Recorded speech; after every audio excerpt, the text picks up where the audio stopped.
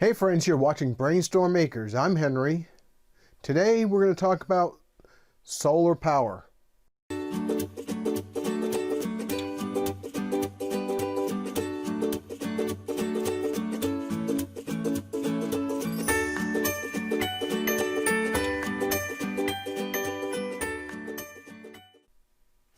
Behind me, you can see what looks to be a really complicated installation.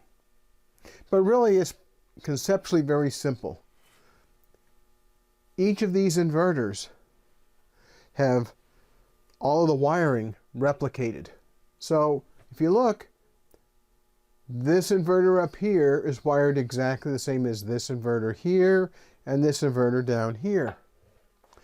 Now that's pretty simple, but there's a lot of connections. But before we start really talking about how to design an off-grid solar system, I want to talk about other ways of having power at your place, wherever it might be. You know, when people talk to me about wanting to go off-grid, they really don't appreciate how much it's going to cost and how much effort it takes to be producing all of your own electricity all of the time. The power grid is an amazing thing. It's effective, it's inexpensive, and it's very, very reliable as a general rule. Of course, you do have outages from time to time. Sometimes there's too much draw on the system, so the grid starts shutting down pieces of the power distribution system. Sometimes the operator, that's a PG&E or APS or any one of the other regional electric companies, will start shutting down parts of their grid in order to manage the power demand that they're having to supply. Well, with an off-grid system, it's the same deal. Do you want to go off-grid? Unless you have to, I don't encourage it. It's expensive, very expensive. Now, this system that's behind me cost in components just a tad under $20,000. About half of that's in batteries, and the other half is in all this electrical stuff behind me. Every time you increase electrical demand in a solar system that's off-grid, you have to start thinking about, do I need another inverter? Do I need more batteries? Because batteries turn into the number of hours that you can run your electric system. We live in a very, very sun-rich environment. Our area has a huge amount of solar power that strikes our outside panels, but not every place is like that. When we lived in Massachusetts, the part of Massachusetts that we lived in had gray skies for a substantial portion of the wintertime. Those gray skies means less power generation from the photovoltaic cells. So let's take a look at some alternatives, and we'll talk about the different kinds of systems that you could have. First, a grid-tied system. Now, what do I mean by grid-tied? A grid-tied system simply means that your system is connected to the electrical utility, your local electric company.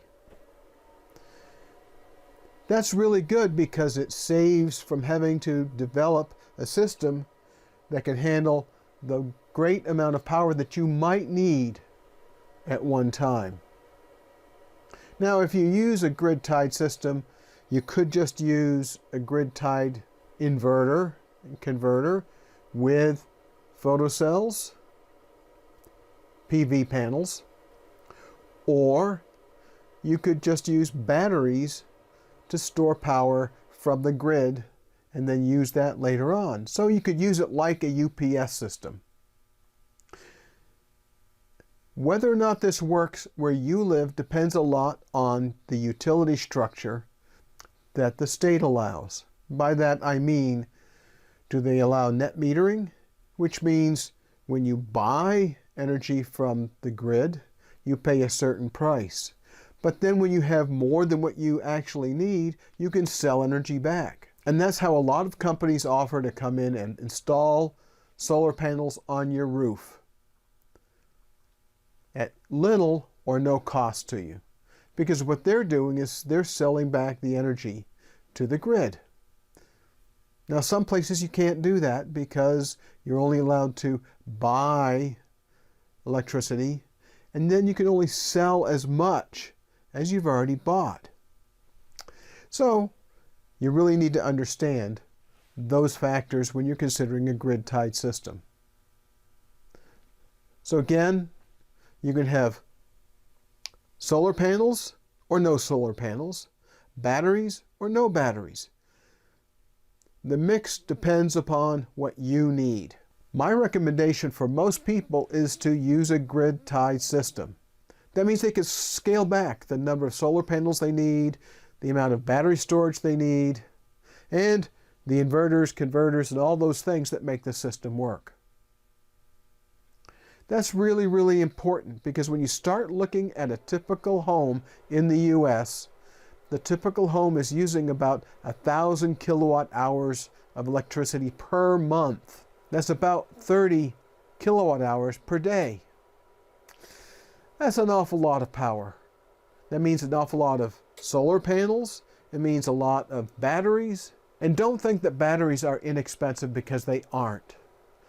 The system we have here, which I've installed myself, I specified all the components, half of the cost is in the batteries. The other half is in all the rest of the stuff. So you can spend an awful lot of money on batteries.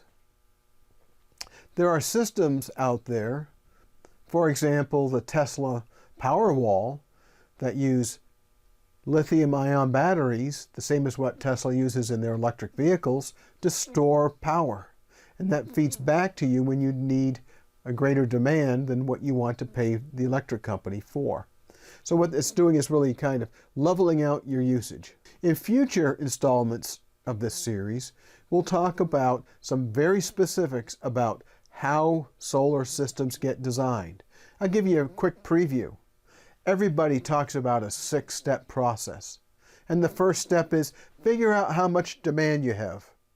Well, most people can't really tell you that. Why? Because they don't keep track of how much energy each of their appliances use. Did you know that a typical refrigerator in the U.S. uses more than 1,000 watt hours per day? That's a kilowatt hour. Or a deep freeze, an upright deep freeze, uses somewhere around 1,300 watt hours per day. That will be important when we start talking about sizing systems and how much the system costs. All of these things are a matter of compromise. No matter what you do, you're going to make compromises because you won't be able to afford all the batteries and all the solar panels necessary to run, for example, an air conditioner, unless you're connected to the grid. Well, I hope this is of interest to you and that you'll stick around for the follow-on installments of this series. I'll be going into detail about battery types, inverter types, all manner of things like that. And I'll explain why I chose these specific batteries and why I chose these specific inverters. Thanks for watching. Don't forget to like and subscribe and hit the bell for notifications because there's a lot more going on around here. Irene's down in the studio doing some enamel work right now. I have a bunch of work to do out in the greenhouse. And we have a secret that we're going to be showing you next week that just came onto our homestead. We'll talk with you later. Bye.